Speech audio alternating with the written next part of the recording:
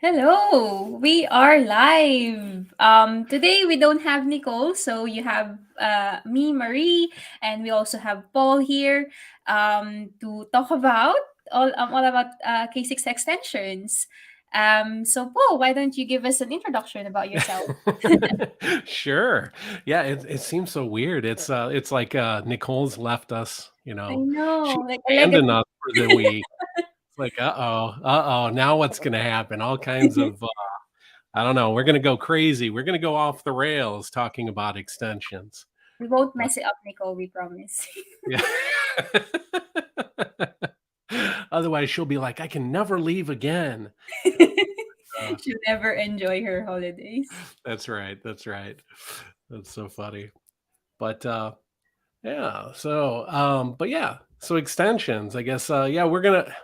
So I've been trying to get to it already for a long time. I've been promising, trying to get through this to create this kind of a comprehensive guide to Mm, actually build and run the extensions without having to have Go installed. So just via Docker.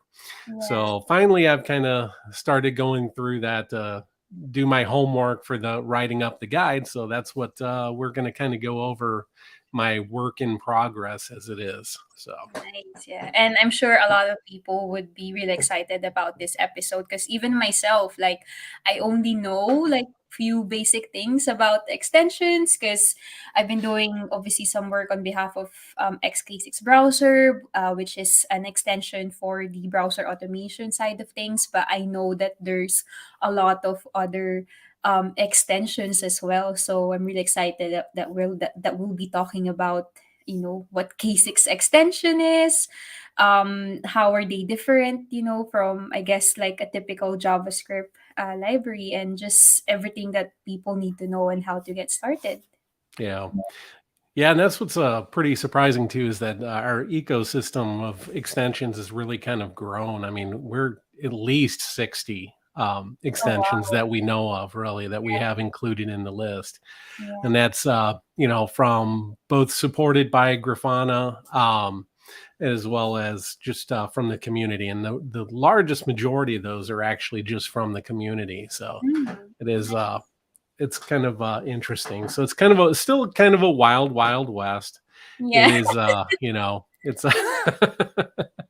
the extension ecosystem really kind of only came about with I think with version 0.29, Yeah. which I had to look up on some of the release notes, and that was actually from 2 years ago in Oh wow. November. Mm. So November of 2020 is when the extensions Actually kind of came started. around, or the support came into K6 core. So I guess before we talk deep dive as to why these extensions are created, to people who doesn't know what a K6 extension is, what is a K6 extension? Okay, well, that's the important piece, right? So yeah, no, so obviously K6 core, we try to accommodate and we try to be a lean, mean load testing machine, and just kind of just a very just keep it nice and tight, and just the bare minimum of what's necessary. Well, some folks have issues where they want to be able to test different protocols and to be able to include those in their JavaScript test scripts. So the only way that you can do that is by creating a custom extension or using one that's already out available in the community.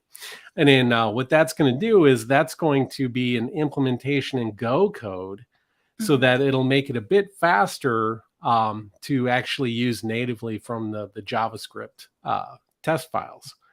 I mean, previously, before the extensions, you could bring in a JavaScript library and Yeah. then into your test scripts and then use it there, but then you're not going to get quite the performance as you would with the extension because it is Mhm. written in Go. Yeah.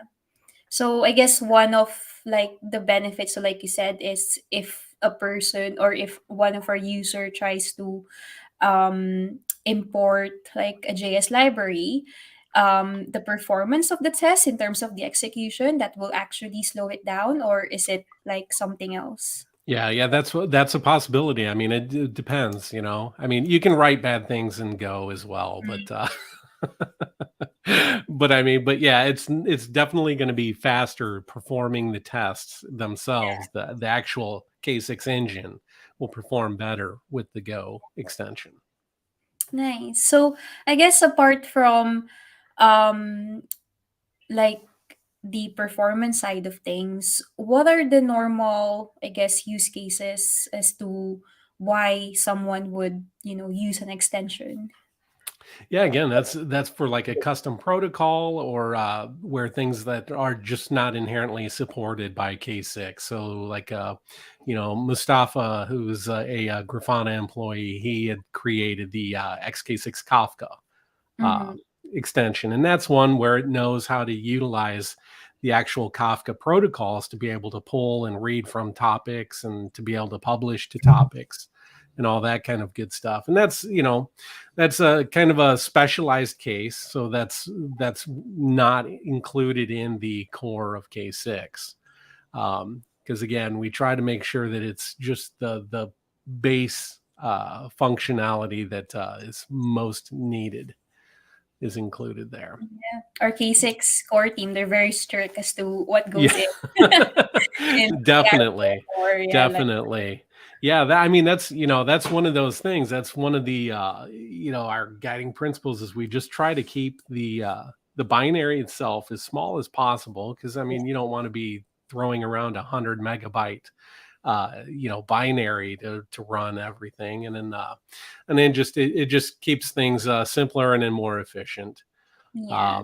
And at least with the extensions, you can hook in that custom functionality when you need it. Yeah. Because speaking of like custom functionality, I think like a few weeks back, um, Nicole and yourself, you did an episode on like how to run your tests on a Kubernetes operator. So that's also powered by a K6 extension, isn't it?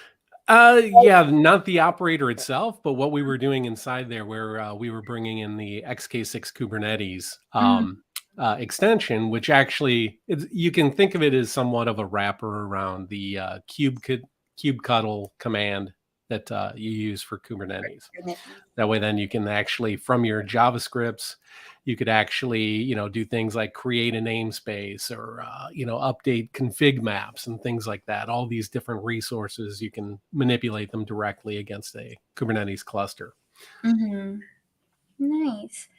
So, I'm curious though, because you mentioned that this extension ecosystem, it was only sort of released to K6 like a couple of years back. Mm, So, what was used before extension? So, if someone wants to have like a custom, functionality as part of their K6 test, like what were the options before? Yeah, I mean, originally, I mean, if you wanted to write it in Go, you had to fork K6 itself and then maintain your own binary that way. Or again, it was, you could rely on a JavaScript library to do that functionality. But Mm-hmm. yeah, it was a little bit more, I guess, more difficult maybe as far Yeah, as including it in Go anyway. because I'm guessing as well, like before, if there's like a potential use case, I guess one of um I wouldn't say it's the solution, but I guess one of the solution is maybe you create a pull request to K6 and then, or like maybe like fork it and then have the changes there, but then that could, have like other potential problems. So there's going to be a lot of like dependencies involved in making sure that the versions are all up to date, all those Definitely. headaches. Yeah. Yeah, version management is a pain in any language. It's always something, and then especially with as they call it, the transitive dependencies, then too. So you can directly depend on, like, we say the kube control client in with the Kubernetes extension.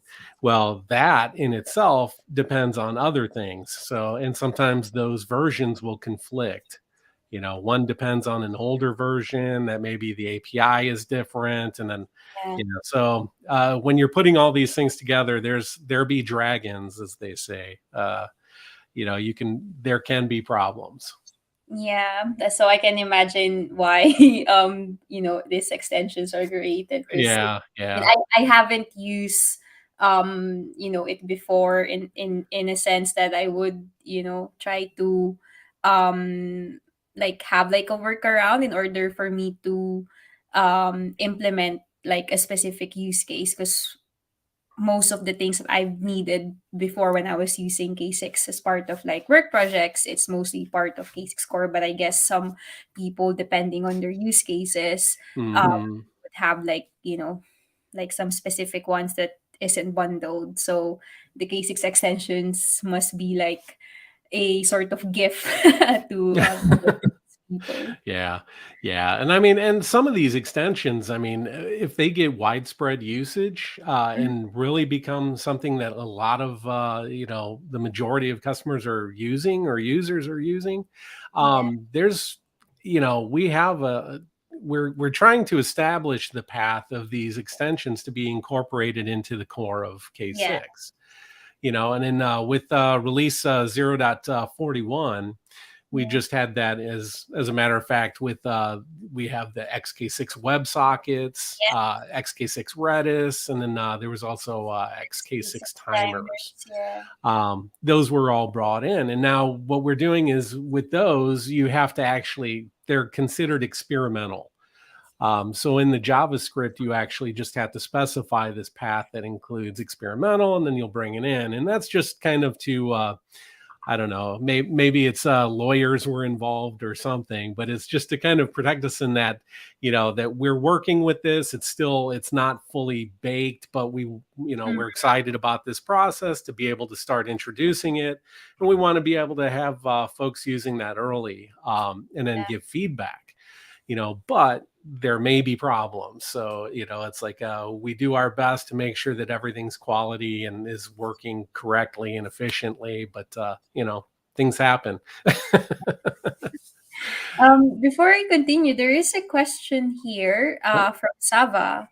So Sava asks, when does K6 plan to support native JS modules with all non-supported modules like, sys, OS, etc.? So I guess what he means is if we just try to import, JS libraries as part of our K6 test, it does throw an error that, that module cannot. yeah. Yeah, so we're not, yeah, we're not fully compliant on all the JavaScript libraries. I mean, not, everything that's maybe available with Node is not going to necessarily work with K6, unfortunately. And that's partly because of the Goja engine. Mhm. So we would need to get that supported there. We are working on expanding some of those, and in we always laugh because we like to get Mihail in on some of these, and he seems to be our JavaScript Goja expert. So Yeah. I would have to say keep an eye out for him to be on an upcoming office hours one of these days, and he's the best person to ask on that. Yeah. Or honestly, just bring it up in the community forum, and they'll be able to Yeah. give some descriptions on that, because there are some GitHub issues out there that probably go into a lot of the explanation on this, some of the support issues.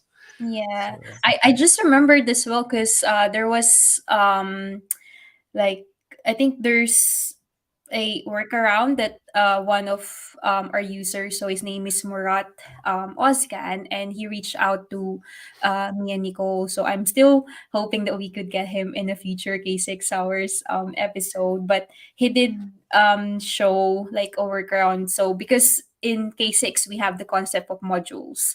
So if you just import it and then provide, I guess, the path of where the JavaScript file is, then it can work in that sense. So at the moment, K6 can import like built-in HTTP modules or any sort of like JS files that can be accessed like publicly as well, like mhm. over like HTTP connection. But he actually created a video where he demonstrated that you can import things from your Node modules Mhm.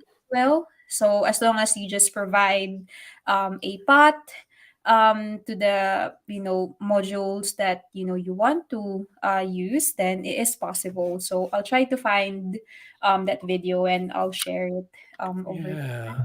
I'm wondering if so yeah, the other day I was kind of playing around with some scripts and I have an example here.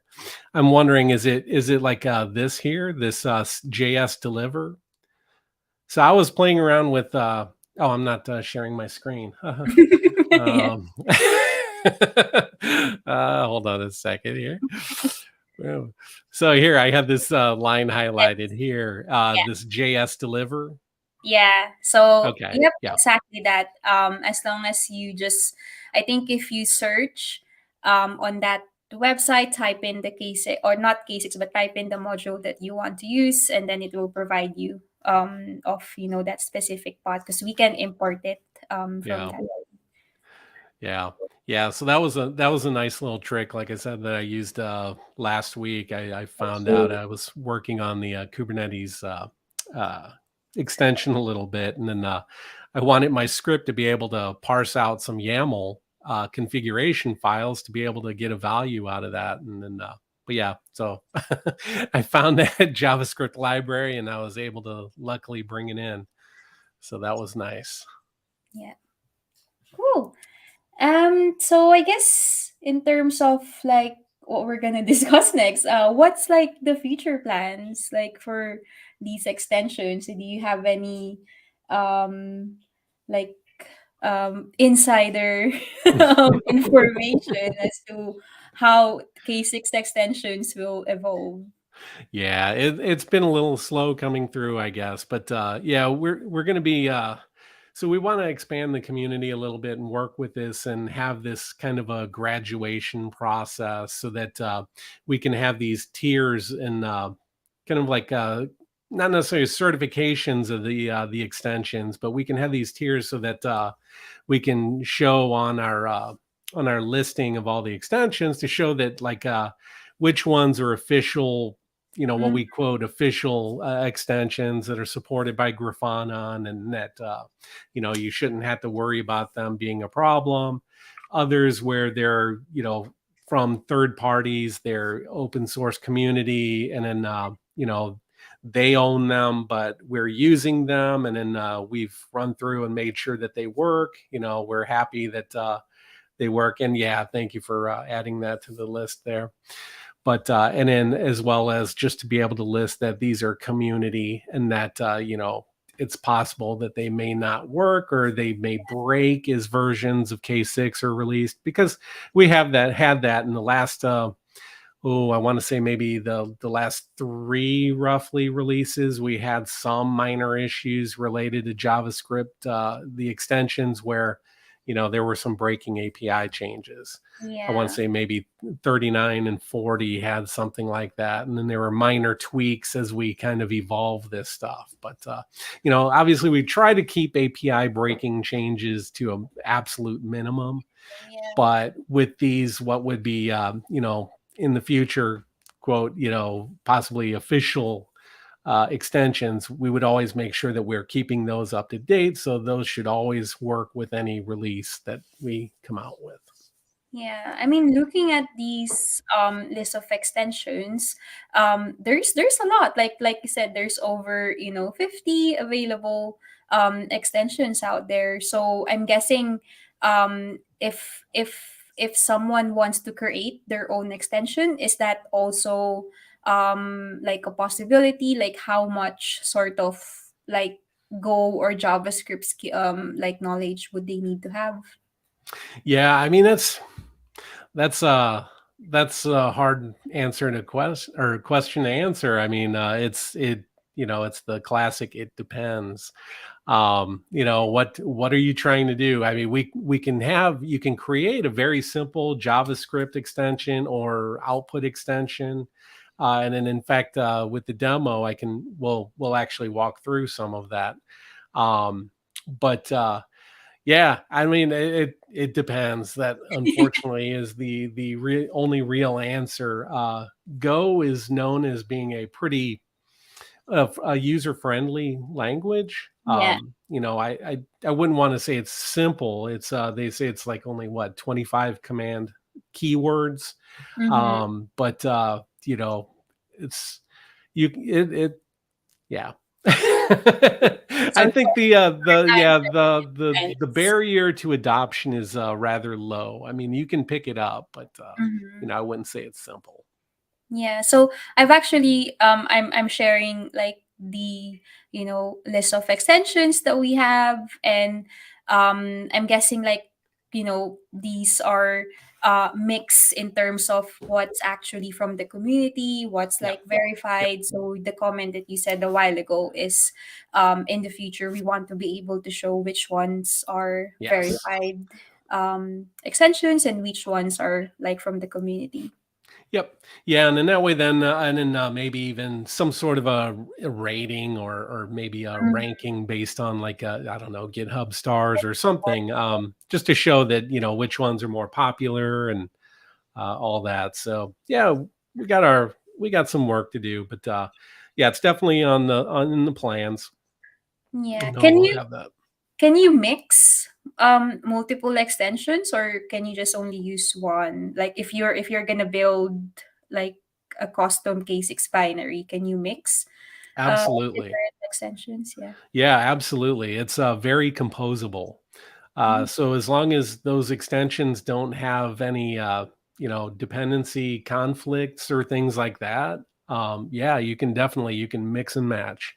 You can Yeah. bring in custom output extensions as well as, multiple JavaScript extensions. Nice. So now that we're on like the list of extensions, I have to ask you this question. What's your Uh-oh. favorite extension? Because I know what mine is. I can guess which one's probably your favorite I, extension. I I don't don't think know. you can. It's It's not very obvious. yeah, no, no. But yeah, no, my personal favorite one probably I would have to say is the XK6 Kubernetes. And that's because I just kind of I'm a fan of the cloud native area and Kubernetes and everything. So that's really one of my favorite. And then and then now we're coming up with a bunch of new things like the XK6 disruptor, which I Yeah. think is on tap for discussion next week. Yep. So next week, so I'll be back with Leandro actually next week. So we're gonna be exploring how we can use K6 for chaos engineering via the XK6 disruptor. So that Yeah. should be a fun episode as well because I haven't used it. So I want to, see how it actually works, and yeah, it's Yeah. exciting. Yeah. But it's no wonder why this is your favorite because you were the last person who merged something from it as well. Yeah. Yeah, I was doing some just some last minute cleanup in there. Yeah, But yeah, no, that one's probably my favorite though. nice. I would But yeah, in definitely say. terms of my favorite, so currently I've been doing a lot of work with XK6 browser. It's quite exciting that with XK6 browser we can now offer browser automation as well. So you can also measure the front end, the performance of your application via the front end, and we can start leveraging this hybrid approach to performance testing. So it's really great that we have these extensions as a way to offer these different use cases because I guess now we are in a position where we can say to our users that K6 can actually be used as well for other types of testing, like we've got XK6 browser for browser automation, and then with the XK6 disruptor for chaos engineering. So it's a really great way to expand like other use cases that Yeah. you might have with K6. Yeah, it's going to really add power. I mean, because yeah, so you figure you can have a browser UI driven test with XK6 browser, and then at the same time have the backend service. You can do some chaos test and disrupt some of the services that are affecting the UI portion. And then while you're also sitting there and peppering, requests against the API. Yeah, So yeah, that's it's that's another episode. Yeah. yeah, yeah, Yeah, I a think once few episodes. I have to join forces with Pablo that one, because yeah, it's like really great that we can offer that. Yeah. No, that's going to be really the full thing, and that's yeah. Unfortunately, for my for the today's demo, I wasn't able to have enough time to actually hook in any of the XK6 browser because I actually wanted to show, bringing in just a little web application into Docker and then actually run the K6 browser Mm, against that as well. So, yeah. but Okay. yeah, well, we'll have to collaborate on that, and Yeah, definitely. as this gets further along.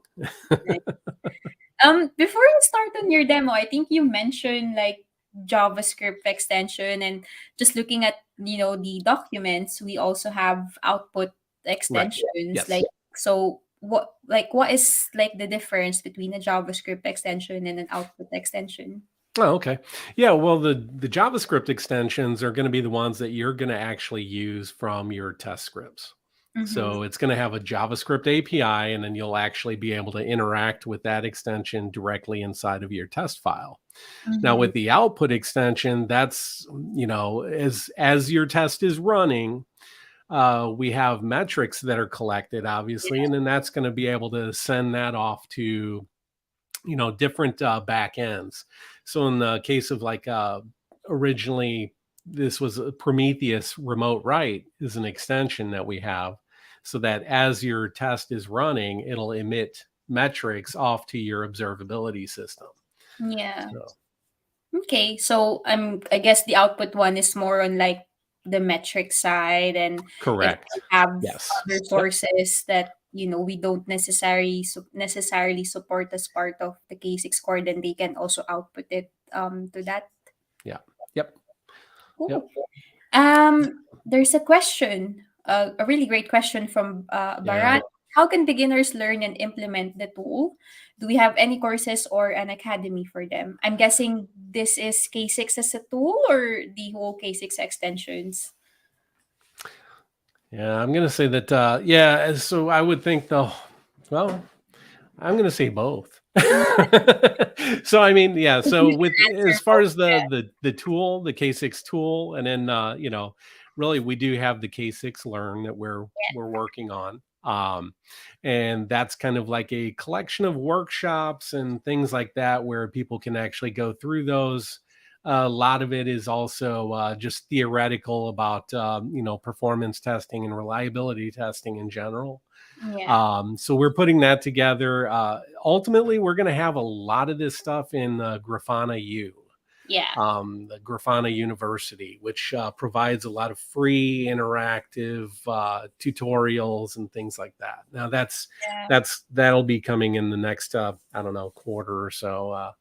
I know Nicole and I are working on that a little bit. Now, as far as other learning things too, is that yeah, I've put together as far as like going through and kind of step by step labs with the doc using Docker with the Mm, extension specifically. I do have something there, but yeah, we don't have a real organized learning path just yet, but that's in the works. definitely in the works. And I think so apart from the K6 Learn workshop, I think starting from the documentations is also, a great starting point. Hmm. Like, we've got, a lot of information there that's like really useful, lots of like code snippets, and there's also like the guides that other people have written. So I would also suggest just going over our K6IO docs Yeah. and see if what you find is actually like there, and if there's any suggestions, then yeah, we you can just open like a pull request or just reach out to us via the community forum. Yeah, and then I know that in the case of extensions, again, too, if you're wanting to, try learning to write these Go extensions, I do know that there we do have the example where it actually walks you through very explicitly, step by step, and it is a fully working solution. And actually, I have it included in my demo as well. So was keeping that as for a if there's time. So we'll Yeah. see. Well, I think this ties nicely in to start your demo Yes. call. So All right. hand it over to you. Okay. All right. Well, let me go ahead and share my screen. And I've switched around for those that were here a couple weeks ago when I was doing the demonstration on the, what was it, the K6 operator. You know, I know Nicole kept asking me to increase the size of my windows, and it's just like, oh, it's horrible. So I switched over to my smaller, lower resolution screen. It So looks, yeah, like, yeah, it looks big enough. okay, very good, awesome. So yeah, so I do have this stuff, and then again, this is right now. This is completely a work in process. It's on my personal GitHub account.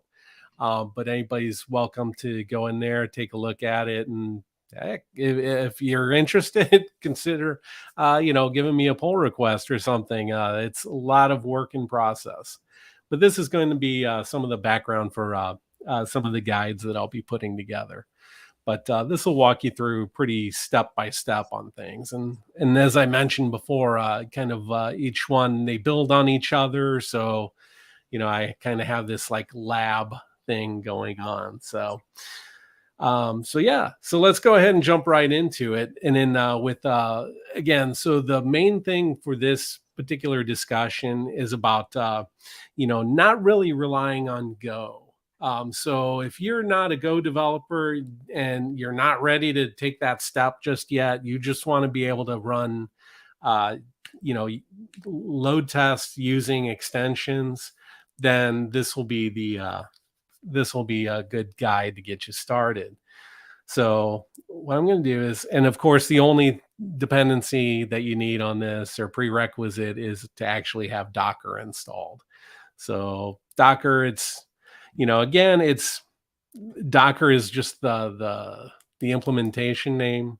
It's but it's all about containers. So there are other options. You don't have to use Docker, but I'm using Docker in this case because it's probably the largest market share, and it was anyway the first to market anyway. So let's go ahead and go through some of this stuff here. What I've got. So now, if you clone this project, we'll take a look, and then let's see. And this is probably going to be a mess too, because like I said, I was kind of rushing this all together in the last few days, thinking I had to have something to present.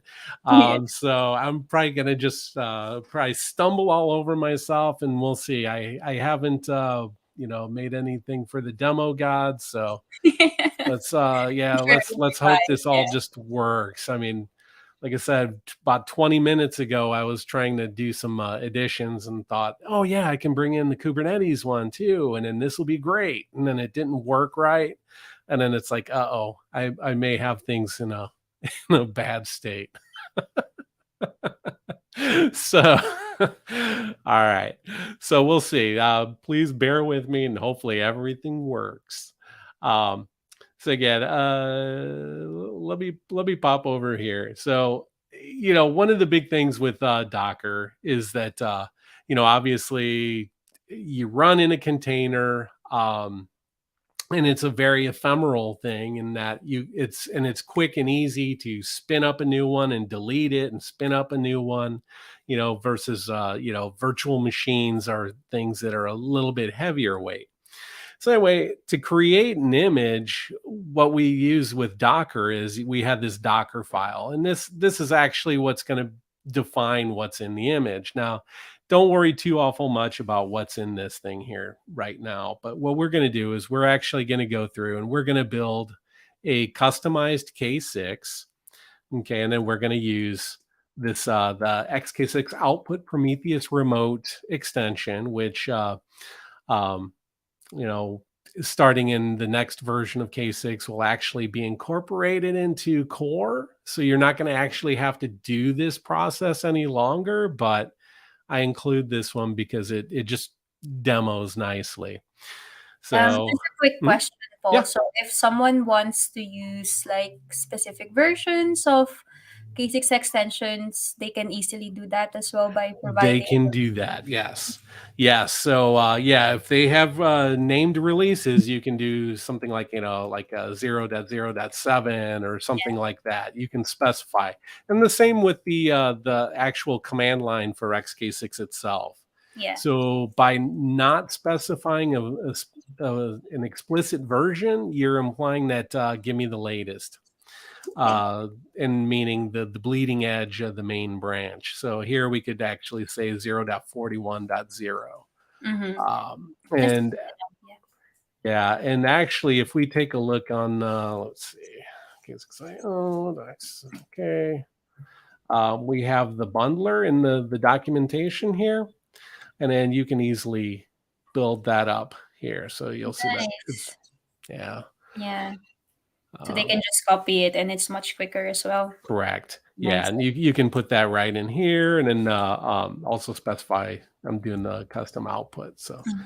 I'm going to go ahead and remove that. So again, this is going to be the latest bleeding edge of the repository for this. Okay, and then we're doing it's called a multi-stage build. So what's going to happen is I'm going to take this Linux-based container, and I'm going to install into it the build base and Git and things like that. This is just all the things that are necessary for Go to actually build. So we're installing Go, and then we bring in XK6. So again, this is all something that if you were doing this outside of Docker, you would actually have to have Go installed. You would actually have to, install XK6 and then all that. With this being in a Docker build image or container, you don't have to actually mess with any of that. And then this is the actual command for XK6 to build K6 binary. And then we take the result of that and then we pull it into a clean Linux container or image that has nothing other than our basic needs. So I'm going to go ahead and start this. So this is that quickly. I now have my images, and then I can do a Docker images, and then we can see that here, and there was no changes. So this is my last build. That's why it went so fast. It's like it knew that I didn't change anything, so it's going to leave it at that. So right now we have actually K6 inside of an image that we can now execute. Let me come back out here to my cheat sheet here. Okay. So now let's go ahead and we're going to run this script. Okay. So what we're doing is we're telling Docker we want to run the K6 extended latest image. Okay. We want to create a container of that. And then we're going to pass in this portion, which is the K6 command. So we're telling K6 then to run. This dash means that it's going to be expect a script from standard input. Okay. And then that's what we're doing with this piece here is we're just going to stream in the contents. Is So it if I just a just simple, Mhm. like what's the content of the actual test? The Is it test script, yeah? okay, yeah, it's one of the baby's first test scripts. Ah, Again, it's yeah. just very basic, just saying just 10 VUs, 100 Yeah. iterations in this case, and just ping that site. Going to test.k6. Nice. Yeah, so it's very basic, but just shows the output. So now when we look at this, you'll notice that the script name here is a dash, and that's because we just simply piped in the content of that script directly to K6. So it ran it, everything's all good, but our output doesn't show anything there. So that's where we can now then go and then kind of alter our script. Okay, we can, let's go ahead and do this. So, and hopefully this isn't, I want this to hopefully be good for people who are maybe new to Docker as well. So I'm kind of explaining some of these things. So Docker PS will show any running Docker containers. Well, we have none, and we know that we ran that the K6 as a container. So now if I use the dash dash all, we'll see that that was the execution of our Docker image, the container. Now this sticks around. So this is actually taking up space on our system. We don't really want this. So what we can do then now is we can kind of enhance this script by adding an RM. And again, for those of you that really already know Docker, hopefully this isn't going to put you to sleep or make you bored. But I just wanted to show the progression that we can do with improving on the Docker command. And then just how complex the Docker command can get. So now here, what we're going to do is, so we're going to have it clean up, but we're also going to mount a volume for our scripts, because before we had to pass in that script content as from standard in. So then it didn't know anything about it. Well, this time what we're going to do is we're going to add our script directory into the container. So that way, then the container can just directly pull the script name, just like how we normally would running the binary directly outside of Docker. So now we can go ahead and run this script again. So here I'm mounting into the scripts directory in the container, the current directory. So now I was able to tell it run this test scripts simple.js, and now that's right here. If we look, test scripts simple.js. Okay, now same output. We have the script now named there. And then when we do docker ps -- all, we'll see that only our old one is there. So, and I can do a docker rm to clean that up. So now that's gone. Okay. All right, so now building on that again, this command line is kind of ugly, right? It's there's a lot of potential for typos and all that good stuff. So what I've done in this actual demonstration file is I've created a little bit of a wrapper script. Okay, so I've created this K6 in Docker script. Okay, now looking at it, this might look a little scary if you just look look at it this way, but Yeah. if we just take a look at here, this is the real meat of it. And granted, there is some extra things in here, but this is basically that same command line. You know, we're telling Docker to run. We're telling it to use this image as the basis. We're telling it to clean up after itself. We're mounting that directory. Now I've included this also, this env file, and then network I probably won't even discuss. We'll just not talk about that, and we'll just say that that's it just makes things happy. So It's another episode for that. exactly, exactly.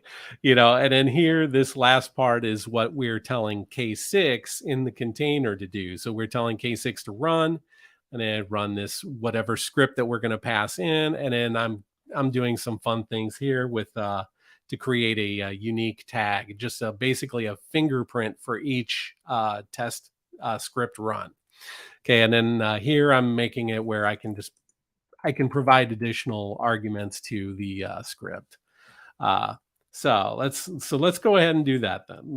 Let's run this now. So you recall how ugly that previous command was.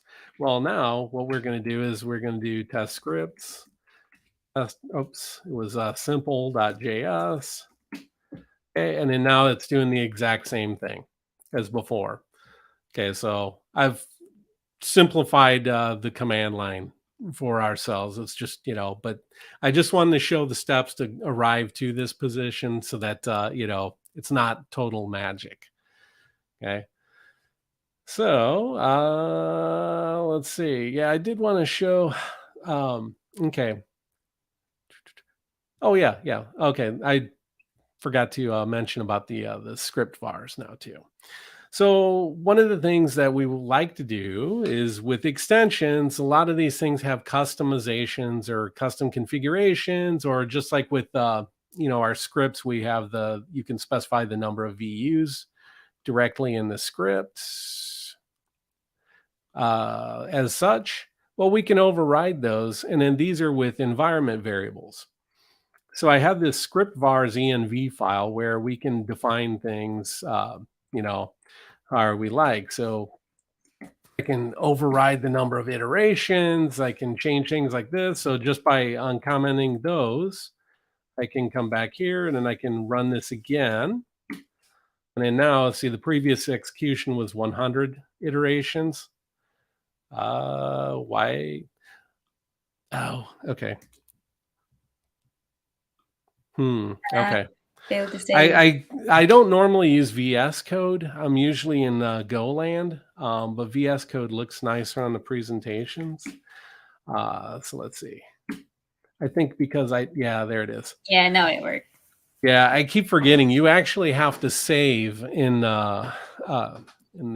So yeah, I don't know. It just seems a little odd to me. I'm just not used to that one.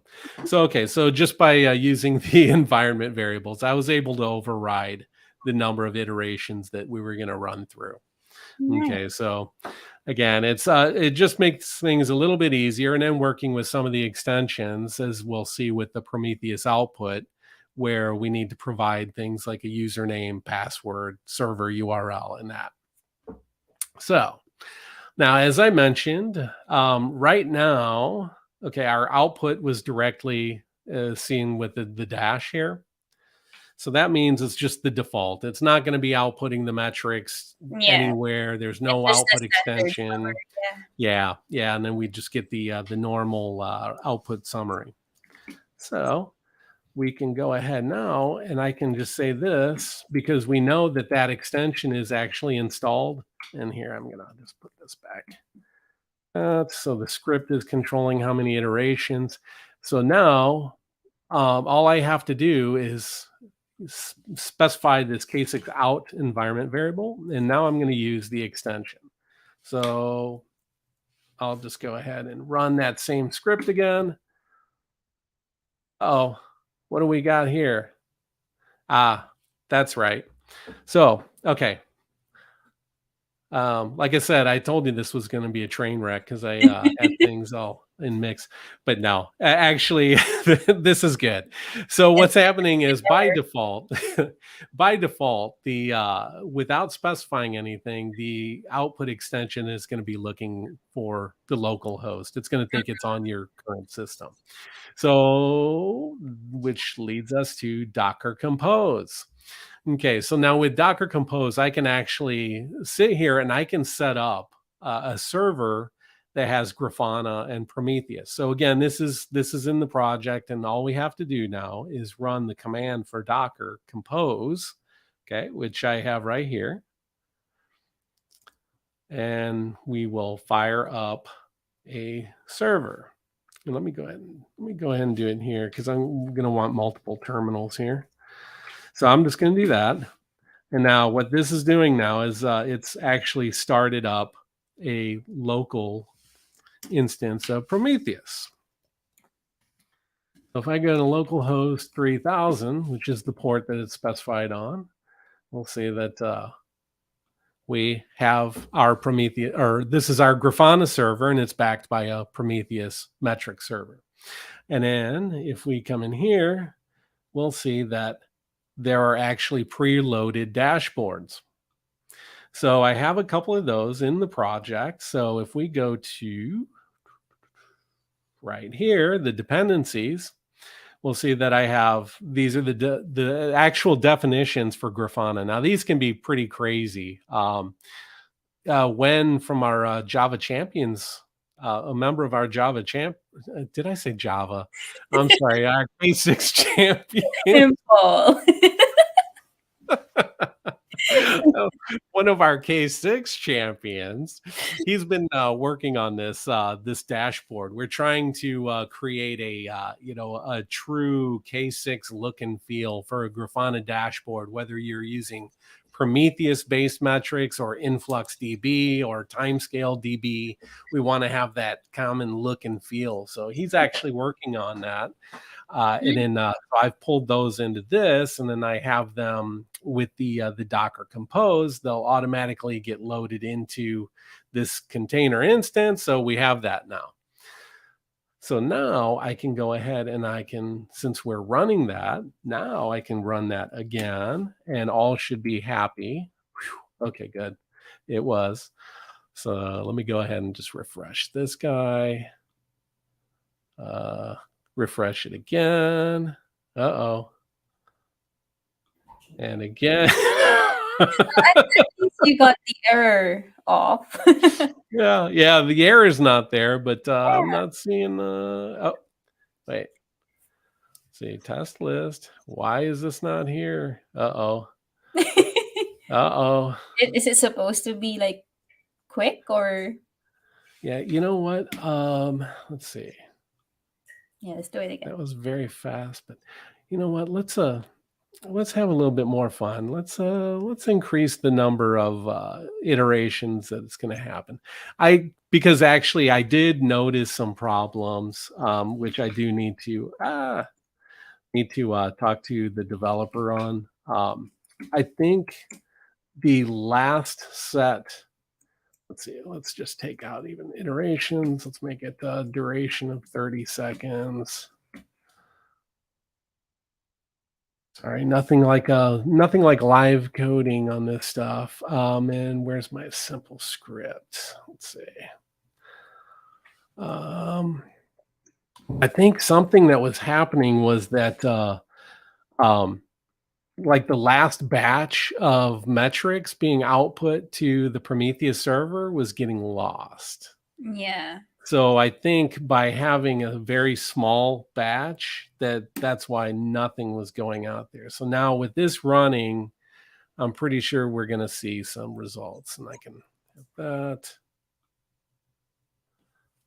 And if that's not the case, there it is. Yeah, see, so I think, so I need to get with the developer on that because, yeah, that's an unfortunate thing because I did notice that on the once this summary finishes that we're off by about roughly 500 requests typically.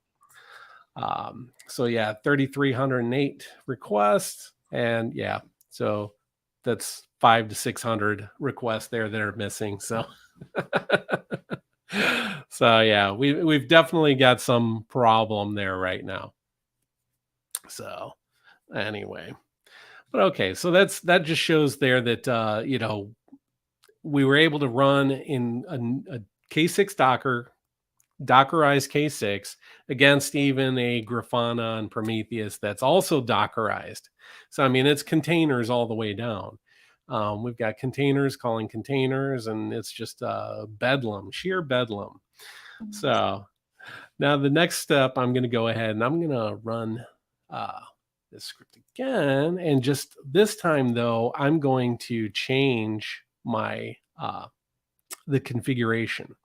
So I have a configuration that's in my private directory, which I'm not going to share because I'm going to output metrics to my free account on Grafana Cloud. And let's see. And I just, hopefully don't accidentally show that one.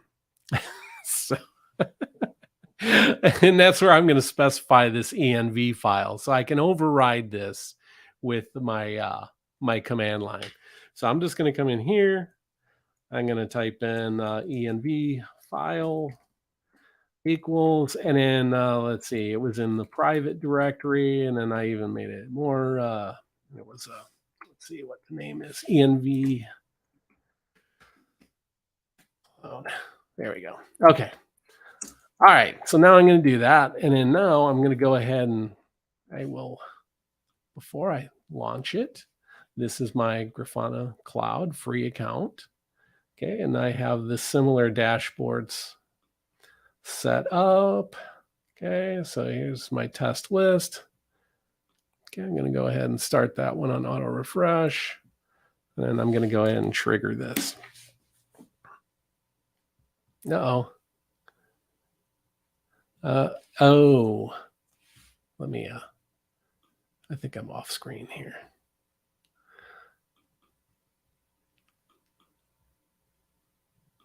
Oh, I know why. Okay.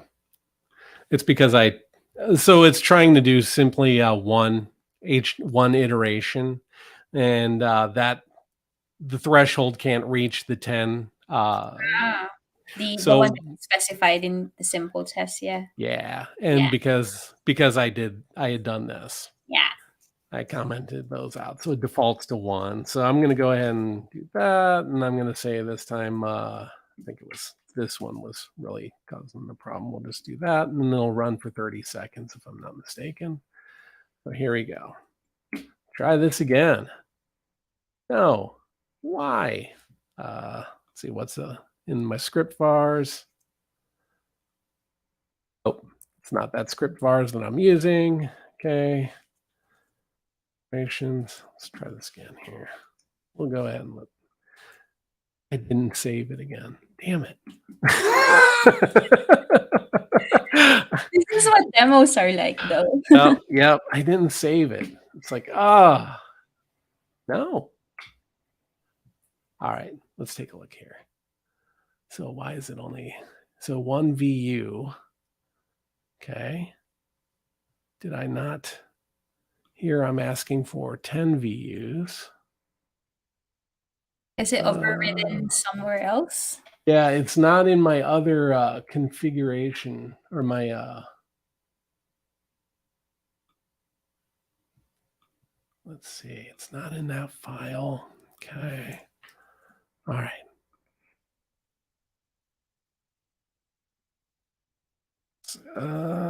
Sorry. It's like when I know people are watching, I can't type. Say duration equals 30 seconds. We'll just do that, and then we'll take that off. Okay. And I then think this that is the right should be a script, right? string though, Paul. What's, I think it needs to be a string value, the duration. oh, yes, it does. Thank you.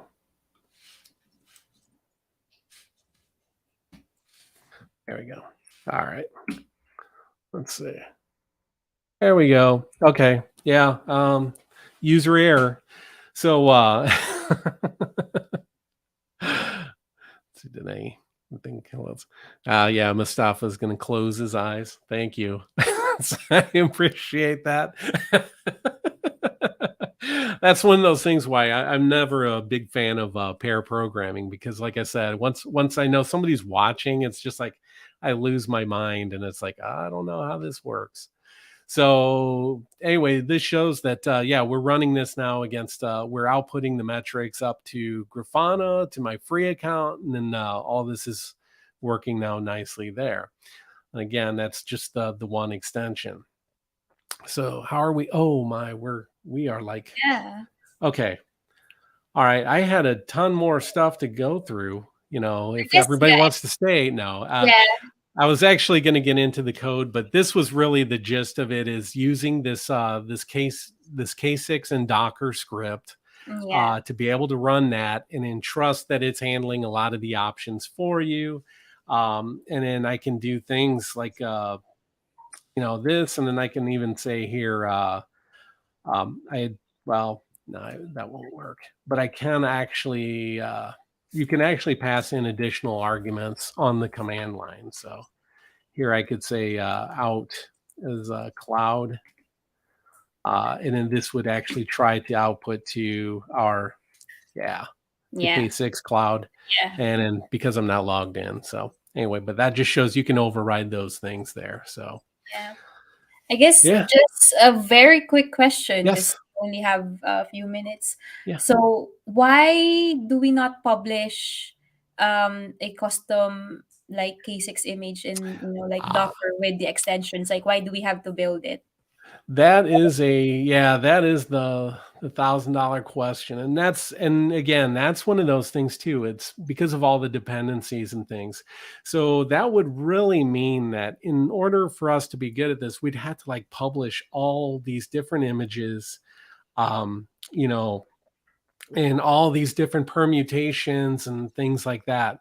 And it's Mhm. like we just don't. And then also too, a lot of these extensions are not owned by, or they're not controlled by Grafana. So we don't want to publish official images with third-party contributions just yet. We do want to work on something though. In the as I showed on the documentation, there was that builder which could give you your command line for XK6. Yeah. We do want to have something ultimately that you can select which extensions you'd like included, and then build a binary that automatically you can then just download immediately. Yeah. And then that way, then you won't have to go through all these steps. But yeah, but that's I don't know. That's been talked about, and just trying to figure out a good way to do that. But honestly, with using this Docker method, it's really not that bad. Yeah. Even though I make it look bad with my demo skills. So Well, again. And I guess if people also want to know more about like the extension and they want to ask, questions, so we do have a category in our community yes. forum about it. So yeah, if you want, you can try also post like demo. So we've shared the link to the GitHub project, and if you have any questions or any like troubleshooting, then feel free to post it in our community forum.